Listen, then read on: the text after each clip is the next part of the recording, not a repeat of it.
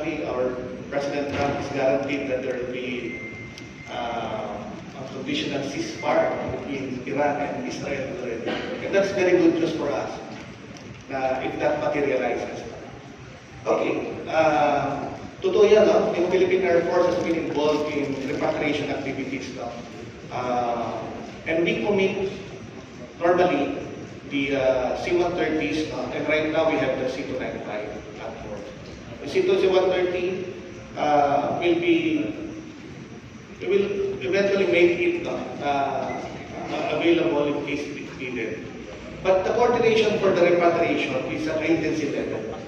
It is being discussed at the agency level, and we will subscribe to whatever decisions they will have. But your Philippine Air Force will always be ready to be involved in the repatriation activities now.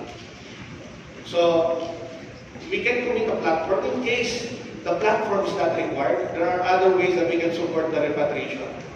We have specialized personnel in terms of CBRN.